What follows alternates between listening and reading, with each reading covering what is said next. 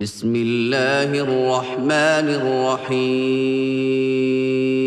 رابعہ بصری رحمت اللہ علیہ کو دنیا سے گئے ہوئے 1200 سال ہو چکے ہیں، لیکن ان کا نام آج بھی زندہ ہے، رابعہ بصری۔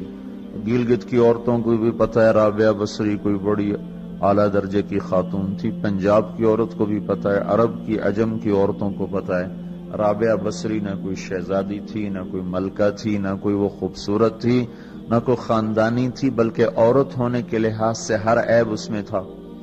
خاندان اچھا ہونا چاہیے تو وہ غلام تھیں، باندی تھی۔ شکل اچھی ہونی چاہیے تو وہ بدصورت تھیں، کالی تھی۔ پہ چلو شکل بے کیسی ہو، خاندان کیسا، اولاد کے قابل تو ہو۔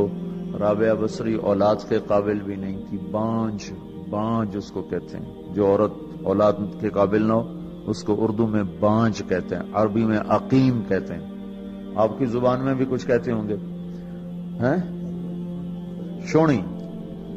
شونی تھی۔ تو اب بتاؤ، عورت ہونے کے لحاظ سے کوئی چیز ہے؟ شکل، پہلا تاثر شکل کالی، دوسرا تاثر خاندان غلام، تیسرا تاثر اولاد کے قابل نہیں، بانج ہے، شونی ہے۔ تو 1200 سال کے بعد میں گلگت میں کیوں اس کا نام بلند کر رہا ہوں؟ میں نے کسی بادشاہ کی بیوی کا نام تو نہیں لیا، سکندر کی بیوی اور بنو امیہ اور بنو عباس کی ملکہ اور بیگمات، ان کے نام تو نہیں لیے۔ میں کہہ رہا ہوں رابعہ بصری، ان کی عادت یہ تھی، وہ روزانہ عشاء کی نماز کے بعد غسل کر کے کپڑے بدل کے اپنے خامن سے پوچھتی آپ کو میری ضرورت ہے؟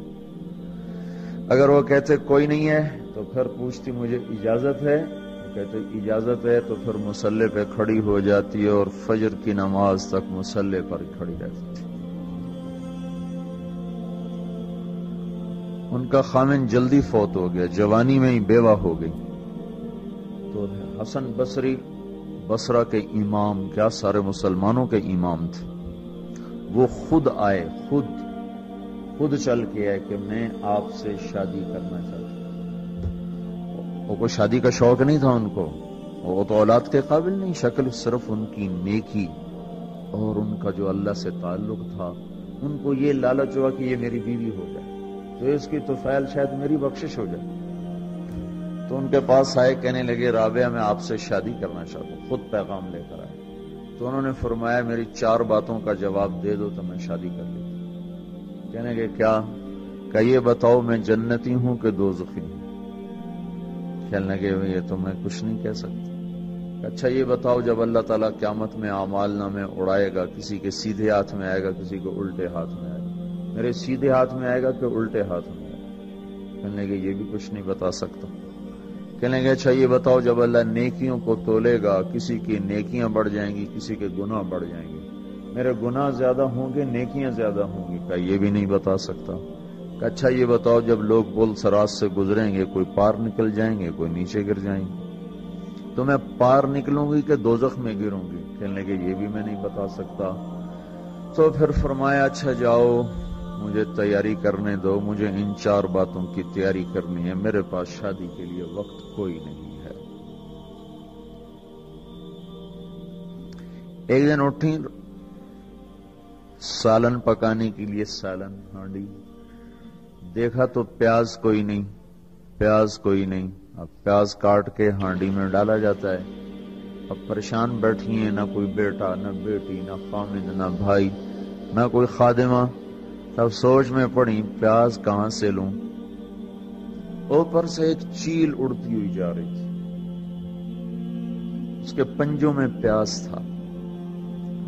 جب وہ اوپر آئی ہے تو اس کے پنجے چھوٹے اور پیاز سیدھا رابعہ بصری کی گود میں آ کے گرا۔ جو ہم سے دوستی لگاتے ہیں ہم پرندوں کو ان کا خدمت گزار بنا دیتے ہیں، ہاں جو اللہ سے دوستی لگا لیتے ہیں اللہ دنیا ان کے لیے مسخر کر دیتا، اللہ دنیا ان کے پاؤں میں ڈال دیتا۔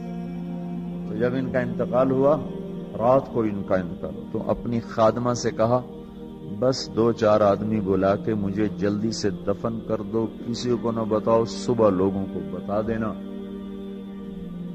اور مجھے کفن دینا، میری اسی وہ اس چادر میں جس میں تہجد پڑا کرتی تھی. تو انہوں نے راتوں رات دفن کر کے صبح اعلان کیا، شور مچ گیا، ہائے کیوں بتایا، کیوں نہیں بتایا، کیوں.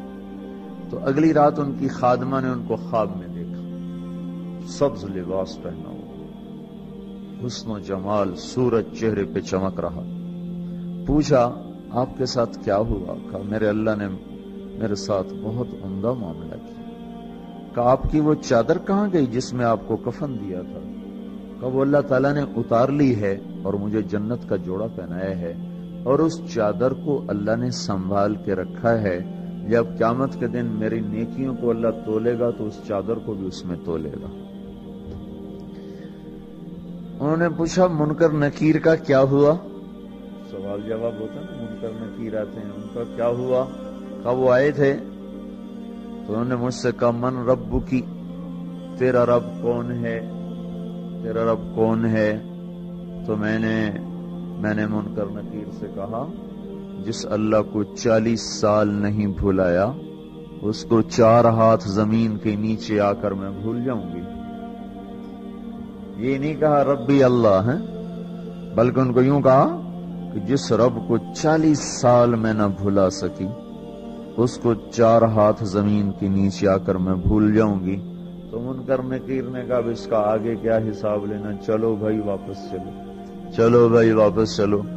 یہ بات آپ نے حضرت عمر سے فرمائی تھی، عمر وہ کیا دن ہوگا جب تو قبر میں ہوگا اور منکر نکیر آئیں گے زمین کو چیرتے ہوئے اور ان کے ہاتھ میں ہتھوڑا ہوگا، ساری دنیا کے انسان جن اٹھانا چاہیں تو اٹھا نہیں سکیں گے، اور ان کی آواز میں بجلی کی کڑک ہوگی اور وہ زمین کو چیرتے ہوئے آئیں گے، ان کے دانت لمبے ہوں گے. تو وہ آ کر تم سے سوال کریں گے من ربک ما دینک من نبیک. تو حضرت عمر کہنے لگے یا رسول اللہ میرے ہوش ٹھیک ہوں گے، جیسے میں اب بیٹھا ہوں میں ایسے ہوں گا؟ تو ہمارے نبی نے فرمایا ہاں تو ایسے ہی ہوگا جیسے تو اب بیٹھا ہوا ہے. تو کہنے لگے پھر میں اچھی طرح ان سے نمٹ لوں گا.